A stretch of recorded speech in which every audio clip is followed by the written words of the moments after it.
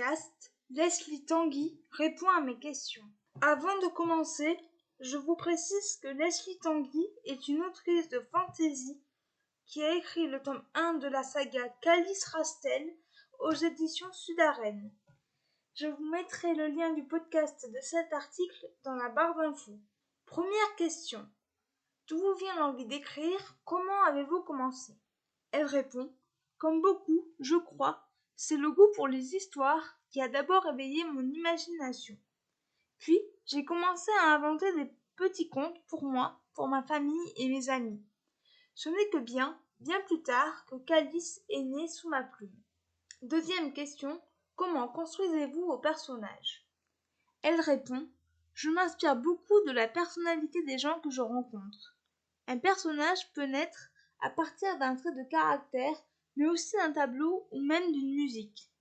J'esquisse d'abord cette silhouette encore vague, puis j'imagine quel physique pourrait coller à leur personnalité ou au contraire détonner. Enfin, je leur crée un passé et des aspirations. Quand ils commencent à m'échapper, à vivre leur propre vie, je me dis qu'ils sont complets. Question numéro 3. Quelles sont vos sources d'inspiration? Elle répond, elles sont nombreuses. En premier lieu, le cycle arthurien et la mythologie celtique.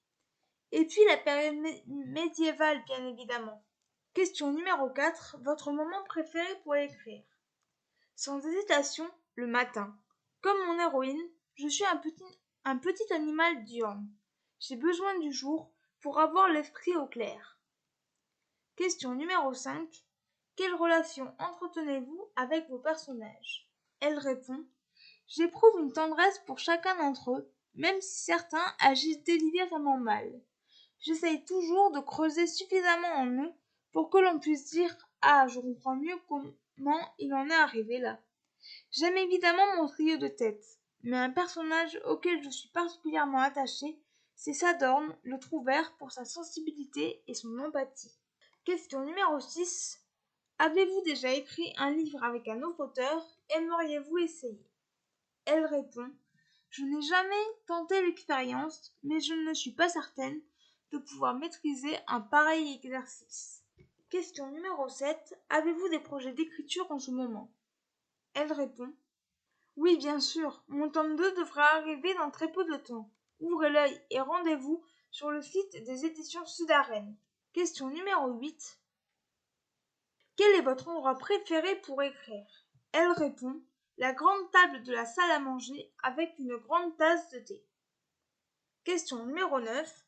Quelles sont vos passions? Elle répond, écrire évidemment, mais aussi la littérature plus globalement. Le Moyen-Âge, le monde celtique, la cuisine, je m'y attelle de plus en plus, et même si je ne suis spécialiste dans aucun domaine particulier, je suis très sensible à ce qui touche à l'artisanat, au travail manuel.